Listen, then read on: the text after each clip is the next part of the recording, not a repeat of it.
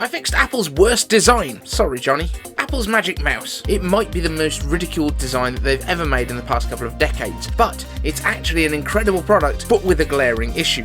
That charge port. But I've solved it. Want the latest Apple news, leaks and rumours? Subscribe and ring the bell. Now I'm one of the lucky ones. I have the first version of the Magic Mouse and it doesn't have that same issue that later versions of it have around charging. In fact, it's so old school you just use AA batteries. Personally, I use rechargeable AA's, so as long as you own 4, getting back up and running is as quick as swapping them out. And I know many people find the mouse itself uncomfortable and unergonomic to use, but I personally never had that issue at all. It had some issues for some uses, and I'll come to those later, but comfort wasn't it. The features it did have though, compared to any other mouse on the market, were unique, and I loved using it. Being able to scroll anywhere on the top surface to scroll both vertically and horizontally is amazing. It's also ambidextrous, so it doesn't matter where you click. Use one finger for left, right or left, and 2 fingers for right click. Simples. You can also swipe on the top surface with 2 fingers to go back or forward in the same way that you would if you use those little buttons on the side of a traditional mouse or using a trackpad on an Apple device. Of course,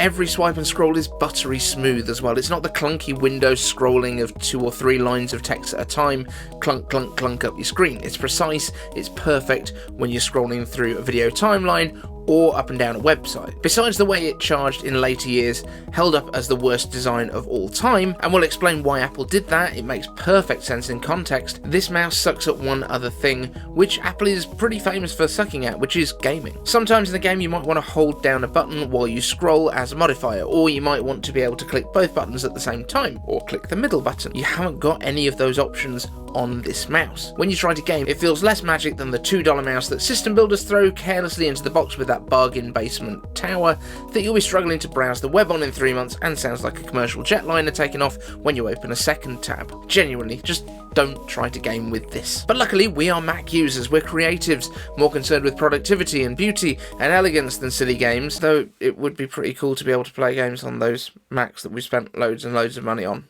It would be really nice. Please, Tim, please?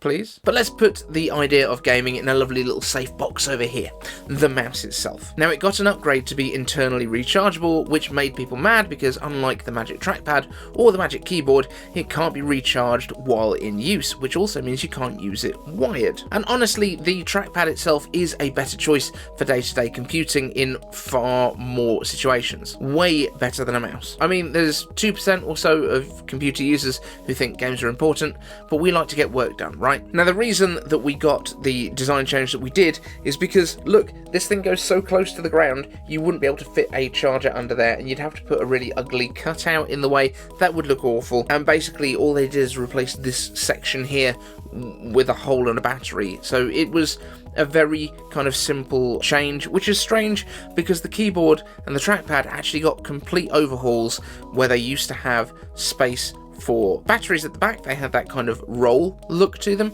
and then they went to a full-on wedge that looked a bit more like a MacBook Air. The only love this thing got was actually just putting that charging port on it. Now that said, the original Magic Mouse did have aftermarket charging kits made for it that fit into the battery compartment and included a wireless charging pad that you could sit it on when you're not using it. Nice!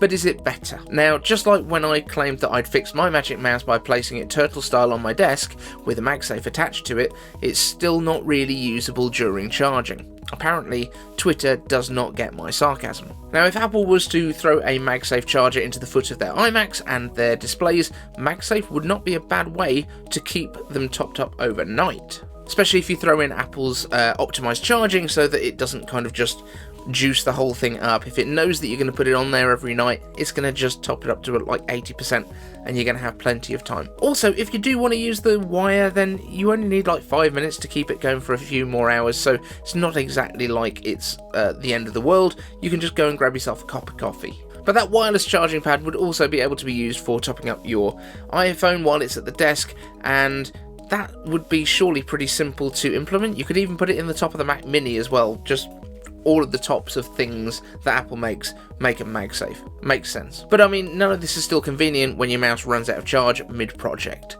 So, MagSafe isn't the answer. Or is it? Well, no. But it might be if we change the names of some stuff. Right now, we have iPhone MagSafe and we have Mac MagSafe. But we also have Apple's watch charger, which is also now charging AirPods Pro, so it's not just a watch charger anymore, confusingly. So here's my new proposed lineup: Magsafe Mini, Magsafe, and Magsafe Max for Max. But not spelled like a Mac, but Max, because you know what I'm saying here. I think we all know at this point that Apple doesn't know how to name their products. And my Magsafe Mini would be quite a win here for the mouse, so I worked with Saad Ism, who has lost the second half of his name, to design a solution. Let me introduce Magic Mouse Safe.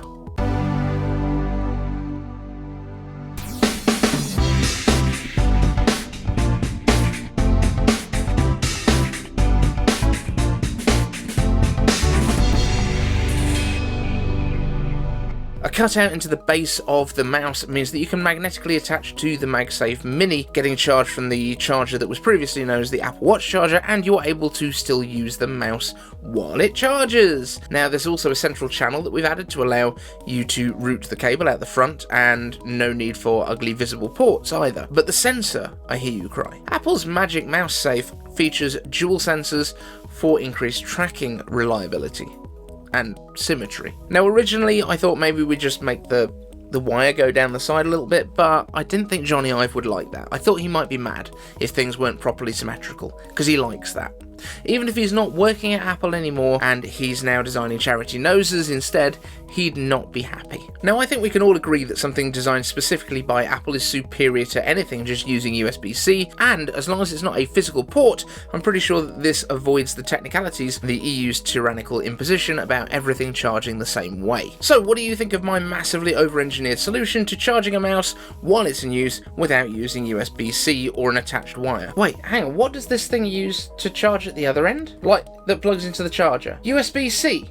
Oh, for fuck! Regardless of what purchase you have your eye on next, basics like a new MacBook, a HomePod, or something more opulent like food, we all know that prices are rising. That's why I've partnered with Mint Mobile for this video to help save you money, thanks to that guy from those movies, Ryan Reynolds, because he owns it. Hey there, it's Ryan Reynolds, owner of Mint Mobile. Enticing, right? You can switch to Mint Mobile today and get premium wireless for as low as $15 a month without sacrificing your coverage, your speed, or your data, because they're built on America's largest 5G network, keeping costs low by selling directly online without retail stores or salespeople. They just get me. Switching is super easy, and with a digital eSIM, and all of the iPhones since the XS have supported eSIMs, you can sign up and activate right now on your phone from the comfort of your home. No standing around, and you can keep your current device and phone number. And if you need a physical SIM, Mint Mobile will ship you one free of charge. All Mint Mobile plans include unlimited nationwide talk and text, plus lightning fast 5G and free mobile hotspot. Mint Mobile will show you how much data you use each month and recommend the right plan to save you money, or check out their modern family plan. Super affordable and starting at just 2 lines. Use my link, mintmobile.com/iCaveDave in the description, and you'll get premium wireless starting at just $15 a month. Stop paying more than you need to on your wireless bill and start saving with my partner, Ryan Mint Mobile. Thanks to Mint Mobile for supporting the show.